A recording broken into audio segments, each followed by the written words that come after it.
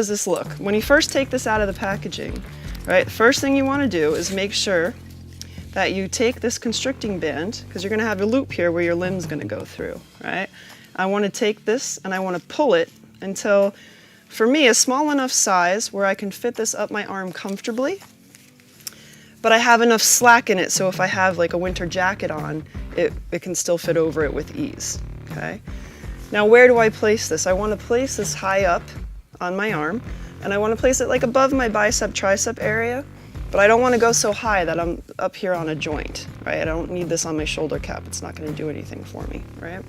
So I get this nice and high. Now once it's here, I clearly need to get the slack out of it, right? So there's a couple different ways that I can go about doing this. My preference is I grab onto the constricting band right here by the clip. I'm going to move in this direction, and then I'm going to cinch it down against my body like this. I pull the strap across my chest.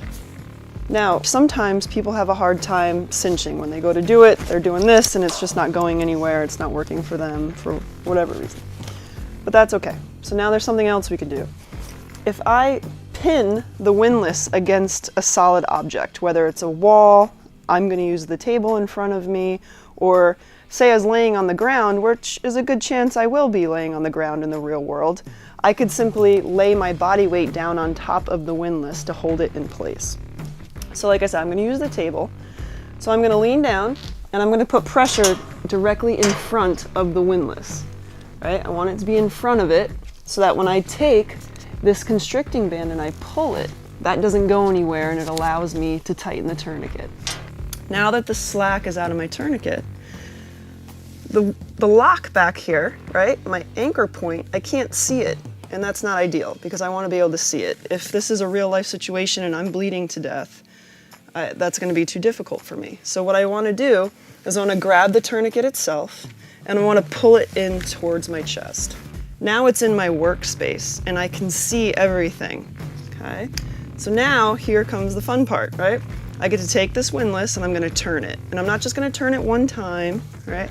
I'm going to turn it until I really can't turn it anymore. I want to put a lot of pressure on the limb to stop the blood flow. So the best way to do this, as I'm turning it, I don't want to just use my thumb to try to marry these two pieces up, because sometimes you don't have the hand strength to do that, especially if my hand is slicked in blood at this point, right? So what I want to do is I'm going to take the tip of the windlass, I'm going to place it into the palm of my hand. That way it won't slip as easily, and I have the strength of my whole right arm now to go ahead and put pressure on it. So I'm going to put pressure down. I'm going to find that retention clip, and now, and this is a really important part, I need to take this tri-ring and put it over the tip of my windlass as an anchor point.